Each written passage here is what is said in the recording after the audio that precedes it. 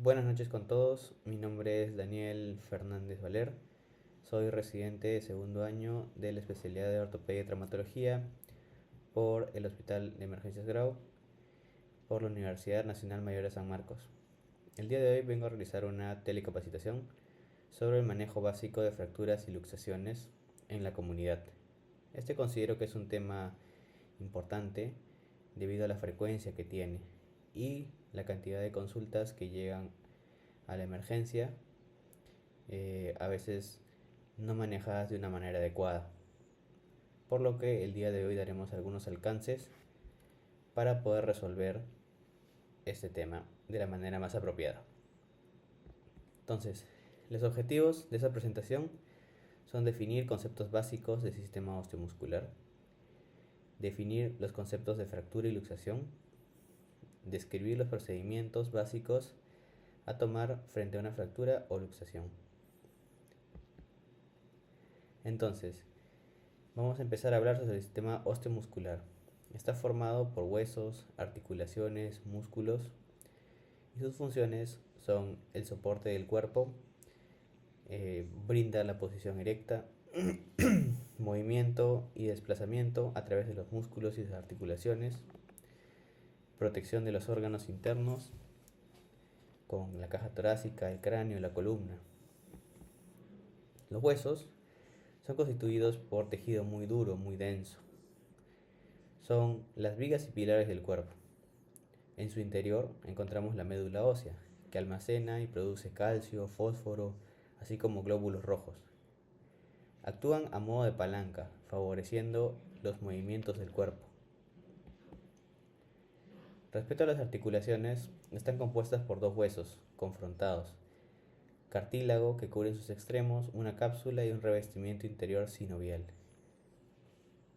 Las articulaciones permiten el movimiento de un segmento óseo respecto al contiguo, en tanto que los músculos son los elementos activos y contráctiles del sistema.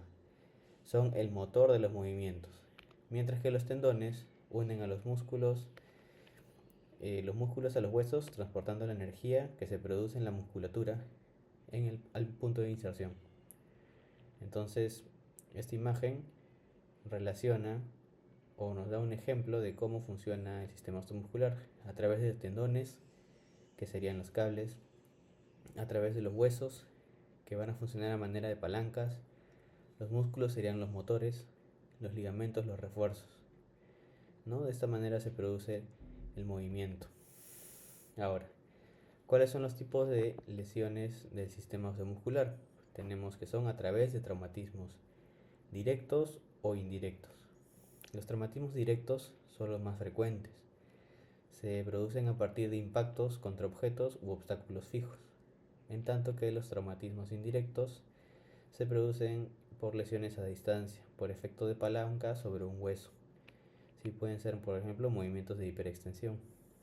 En la figura podemos ver un traumatismo directo sobre el tórax de un paciente en un accidente automovilístico. Pasamos a ver ahora sobre las fracturas, que se refieren a la discontinuidad de un tejido óseo, a partir de traumatismos que pueden ser directos o indirectos, como hemos estado comentando. Pueden ser de dos tipos, abiertas o cerradas. En las lesiones abiertas existe una comunicación con el ambiente externo a través de una herida, en tanto que las cerradas no tienen comunicación con el ambiente externo. Entonces en la imagen podemos ver la diferencia de una fractura cerrada y una fractura abierta, ¿sí? Con comunicación y sin comunicación en el ambiente externo. También tenemos que recordar, y es un punto muy importante, resaltar que no necesariamente la herida o la lesión en la piel va a estar exactamente en el foco donde se ha producido la fractura. Puede ser que esta herida esté más distal o más próxima en la extremidad, ¿no? Puede estar alejada de este punto de fractura. Entonces, ante toda herida asociada o la que sospechemos una fractura, debemos considerarla una fractura expuesta hasta demostrar que no es así. ¿Cuáles son los síntomas y signos de una fractura? Tenemos el dolor, la deformidad, el aumento de volumen, la impotencia funcional, el acortamiento, el crujido, las heridas con fragmentos óseos visibles. Y llegamos a la actuación. ¿Cómo podemos tratar estas fracturas o cuáles son los consejos que les voy a brindar para tratar estas fracturas en la comunidad? Hay que recordar que nos encontramos en un ambiente hospitalario y por lo tanto vamos a tener que realizar algunas modificaciones o tener algunas cosas en cuenta, ¿no? Como el material disponible para tratar. Entonces, primero hay que evitar las movilizaciones innecesarias de la extremidad. Primero siempre hay que observar. Y hablando de observar, tenemos que siempre vigilar, estar protegidos, asegurar la zona donde vamos a realizar la tensión. Por ejemplo, podemos encontrarnos en una zona donde circulan muchos carros y vamos a poner en peligro también nuestra vida si empezamos a socorrer o empezamos a tratar al paciente, ayudar al paciente en ese lugar, ¿verdad? Entonces siempre protegernos a nosotros y al paciente. Siguiendo con la exploración, hay una evaluación primaria, primero de los signos vitales. Luego se produce la evaluación secundaria. Hay que preguntar al paciente, hay que interrogar al paciente. El paciente nos va a dar las señales, nos va a indicar dónde es que siente dolor, dónde es que tiene problemas.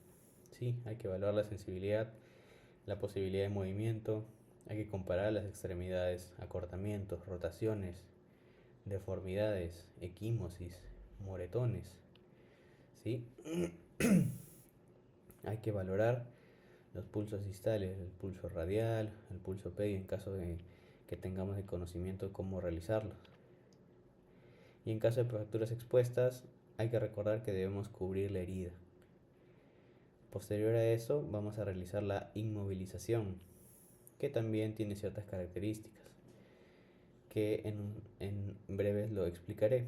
Pero hay que recordar que también no vamos a tener los materiales que nos gustaría muchas veces y vamos a tener que utilizar algunos elementos diferentes para poder realizar esta actividad. Finalmente, la evacuación. Hay que mantener el control de las funciones vitales del paciente y vigilar el acondicionamiento de la inmovilización que estamos realizando.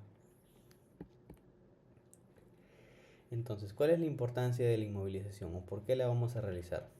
Previene o minimiza las lesiones de las estructuras vecinas como los músculos, los nervios, los vasos sanguíneos. Hay que recordar que las fracturas pueden lesionar estas estructuras nobles que están próximas si es que permanecen en movimiento. Hay que evitar la evolución de la fractura, que puede pasar de una incompleta a una completa o de una cerrada a una abierta. Y además, la inmovilización también va a permitir reducir el dolor al paciente. ¿Qué recomendaciones tenemos para estas lesiones? Hay que estar tranquilo, hay que tranquilizar al accidentado, explicarle cualquier maniobra que tengamos que realizar. Siempre hay que mantener la calma. Hay que quitar aquellos anillos, brazaletes que se encuentren en el cuerpo del paciente, porque las fracturas y luxaciones generan gran aumento de volumen, lo que va a comprometer o posiblemente comprometer la circulación en los dedos, por ejemplo en el uso de anillos del paciente. Entonces siempre asegurarnos de quitar o retirar estos accesorios. Hay que inmovilizar con material férulas rígido o algún material que tengamos próximo. Puede ser el uso de cartones, puede ser el uso de tablas, madera, y vamos a hacer las veces de un material rígido, ¿no? Y también podemos agregarle un pañuelo o alguna tela que tengamos, ¿no?, para sostener la extremidad. Hay que almohadillar siempre estas férulas para evitar mayores lesiones de las partes blandas que ya pudiera tener el paciente. No olvidar cubrir las fracturas expuestas también. Hay que inmovilizar la articulación por encima y por debajo del punto de fractura. Por ejemplo, imaginemos que tenemos una fractura en el antebrazo.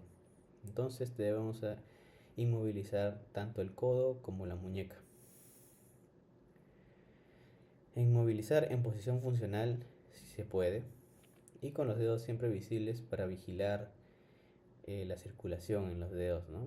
Recordar que las fracturas pueden lesionar las estructuras nobles próximas y pueden comprometer la circulación, ¿no?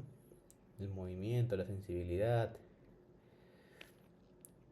Nunca reducir una fractura por su cuenta y para evitar las complicaciones que estoy mencionando,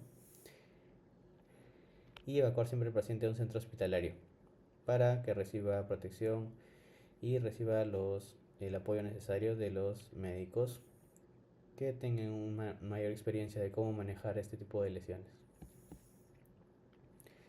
Hablando sobre las luxaciones, son las lesiones que involucran la pérdida de la congruencia articular entre los huesos. En la imagen podemos ver una luxación posterior del codo. ¿Sí? Hay una pérdida de la congruencia entre los huesos, como se ve. ¿Y qué síntomas nos produce? Nos produce dolor, nos produce aumento de volumen, los moretones, las deformidades. También en ese tipo de lesiones hay que observar la parálisis o el entumecimiento por debajo de la luxación. ¿Sí? Igualito que las fracturas, hay que vigilar la circulación en los dedos, hay que interrogar al paciente también si es que puede mover los dedos, cómo está su sensibilidad. Incluso si tenemos dudas en ese momento, se puede hacer un estudio, un examen comparativo con la otra extremidad. Algunas recomendaciones para luxaciones: hay que inmovilizar la zona afectada, no intentar nunca colocar los huesos en su posición normal. Esto es algo que llega frecuentemente en la emergencia, en el cual posteriormente a realizar ejercicio, realizar por ejemplo el básquet, se producen luxaciones en los dedos y los pacientes a veces, o el profesor o ellos mismos, vuelven a colocar el dedo en su sitio y algunas veces pues podrían lesionar algún nervio o arteria que esté cerca, ¿no? Entonces nunca intentar realizarlos por su cuenta, y finalmente la evacuación hacia un centro hospitalario más cercano.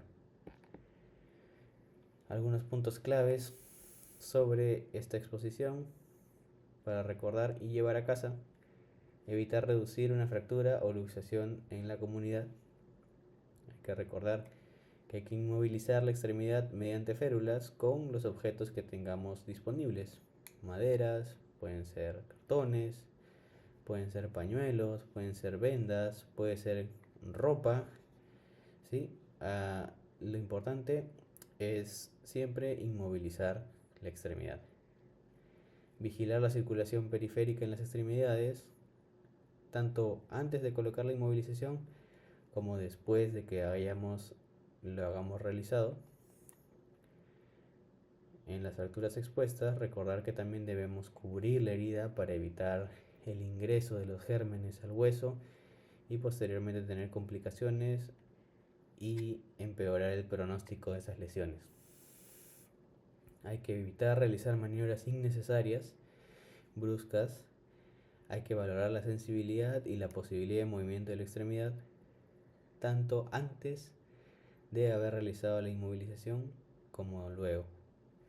Y acudir al centro de salud más cercano para poder brindar los mejores servicios, o de las personas que tienen más conocimiento sobre ese tipo de lesiones. Algunas fuentes de consulta que estoy dejando en esta diapositiva, que son de manera gratuita y para que puedan consultar o ampliar la información. Eso es todo. Muchas gracias a todos, espero que haya sido de su agrado. Hasta luego.